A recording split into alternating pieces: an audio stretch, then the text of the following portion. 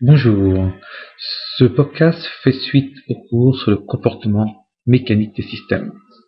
Nous avons vu dans le travail précédent que les composants de l'action mécanique sont décomposés en une force, donc une force tend à provoquer ou empêcher une translation, ou bien un moment tend à provoquer ou empêcher une rotation. Nous avons vu que ces actions mécaniques pouvaient être modélisées par des vecteurs, une simple flèche pour une force, une double flèche pour un moment.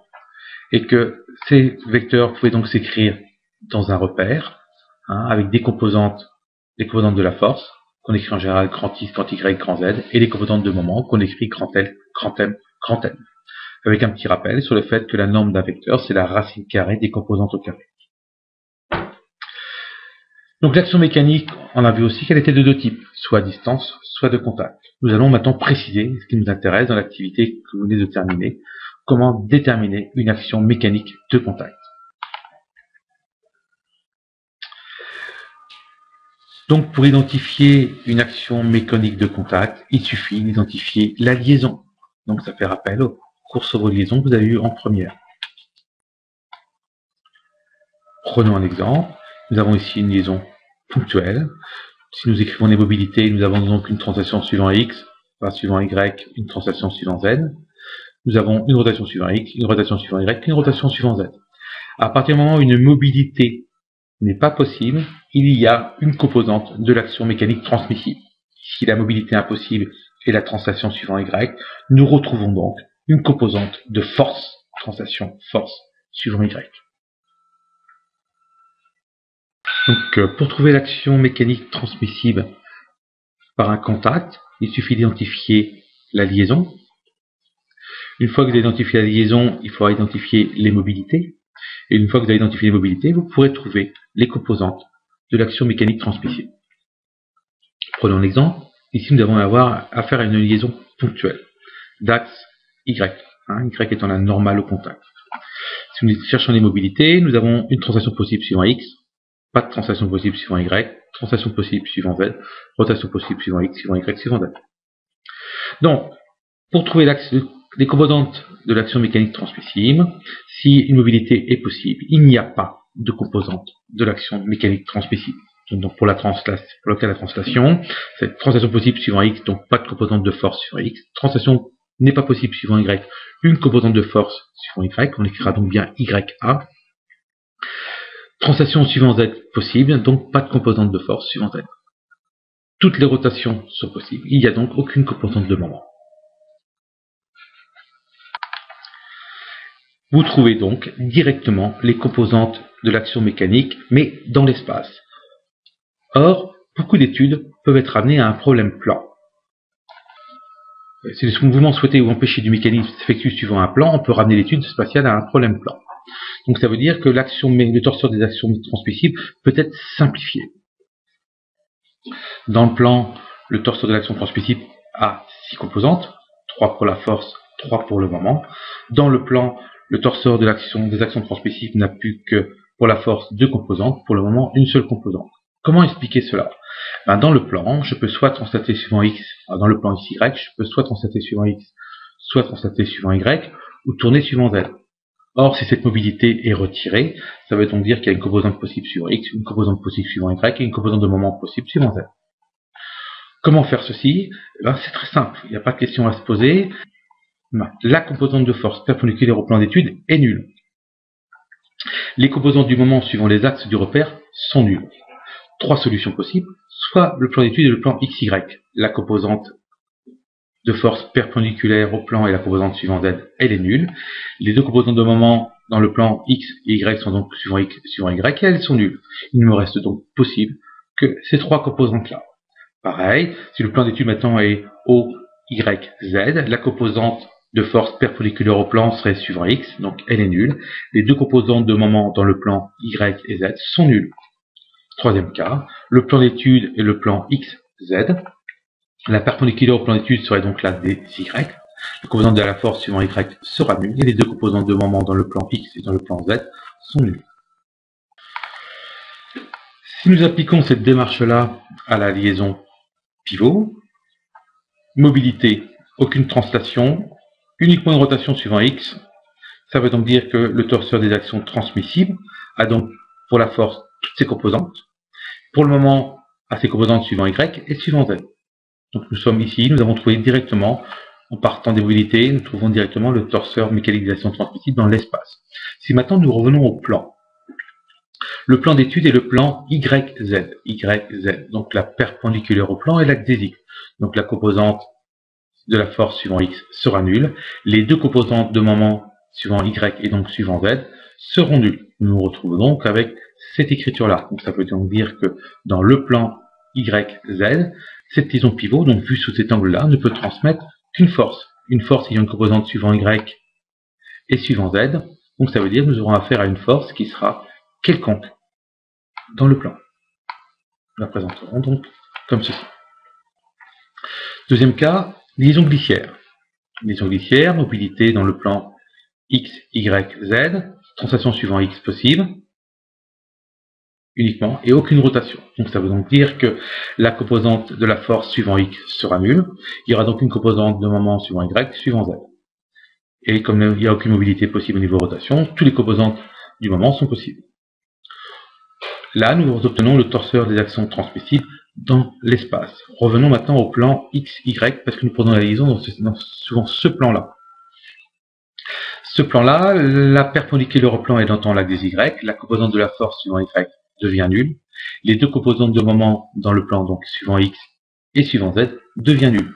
On se retrouve donc avec une action mécanique transmissible par cette liaison-là. Cette forme-là, qu'est-ce qu'on peut en déduire?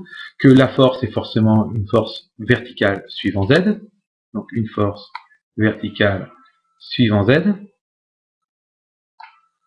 et que nous avons un moment suivant l'axe des Y, l'axe des Y étant l'axe perpendiculaire à la feuille, nous aurions donc un moment, par exemple, A.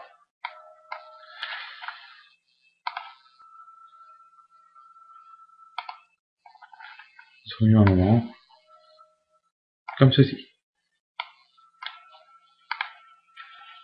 Voilà. Donc, je vous propose par vous-même de me trouver l'action transmissible dans le plan YX pour une liaison appui-plan. Je vous laisse 20 secondes.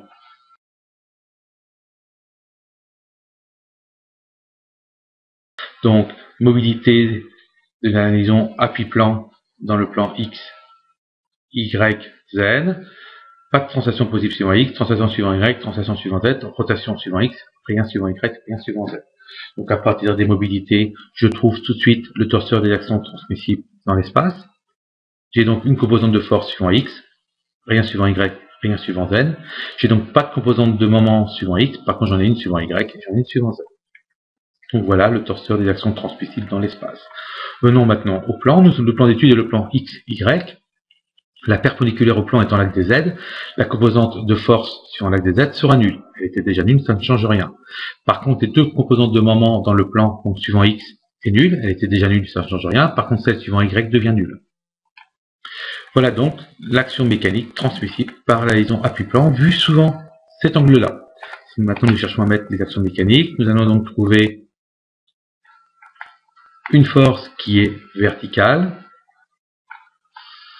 Une force qui est verticale, je vais la prendre comme ceci. Une force verticale, et comme tout à l'heure, un moment. Comme ceci.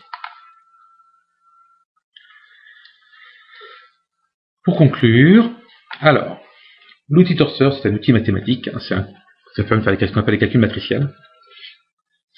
Toute action mécanique peut être modélisée par un torseur. L'intérêt de l'écriture torseur, c'est qu'elle modélise entièrement l'action mécanique, parce qu'on retrouve bien la composante de la force et la composante du moment.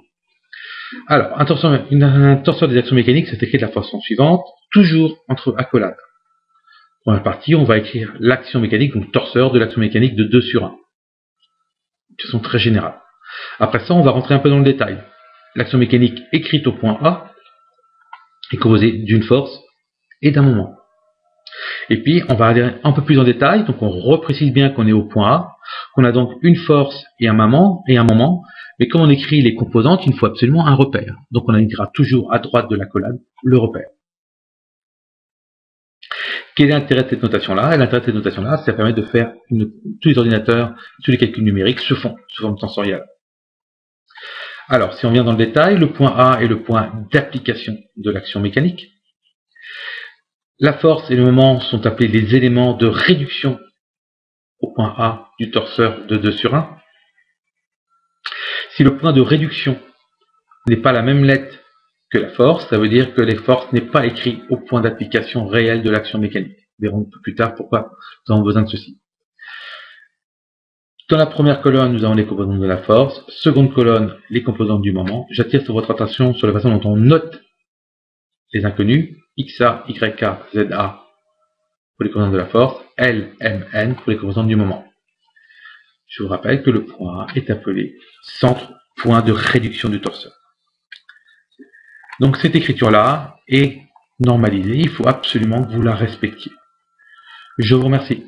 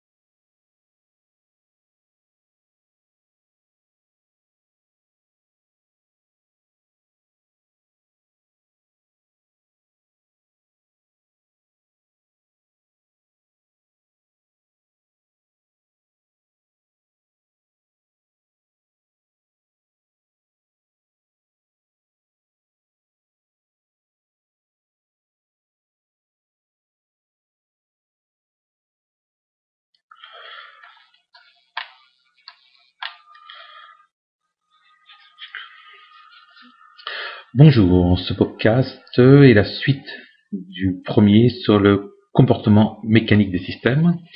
Nous avons défini dans la première partie les composantes de l'action mécanique. Nous allons repartir d'ici. La composante de l'action mécanique peut être soit une force, soit un moment. Une force tente à provoquer ou empêcher une translation. Un moment tente à provoquer ou empêcher une rotation. Nous sommes arrivés à modéliser une force, modéliser une force par un vecteur qu'on représentera sur une flèche simple et un moment par un vecteur qu'on modélera par une double flèche. Si nous avons un vecteur et nous avons un repère, nous pouvons écrire le vecteur par ses composantes dans ce repère. Les composantes de la force seront écrites, quand on fait une écriture sous forme tensorielle, forcément dans la première colonne. Les composantes du moment seront écrites dans la seconde colonne. Les composantes de la force s'écrivent donc grand X, grand Y, grand Z. Pour différencier les points d'application, on précisera grand XA, grand YA, grand LA, grand ZA. De même, le moment aura comme composante grand LA, grand MA, grand NA. Nous avons vu ensuite qu'il y avait deux types d'actions mécaniques, les actions mécaniques de contact et des actions mécaniques à distance. Nous allons nous concentrer sur les actions mécaniques de contact. Retour au cours sur les liaisons cinématiques. Si nous avons contact, c'est qu'il y a une liaison. S'il y a une liaison, on est capable d'identifier correctement cette liaison grâce aux surfaces fonctionnelles. Donc nous pouvons trouver très facilement l'action mécanique.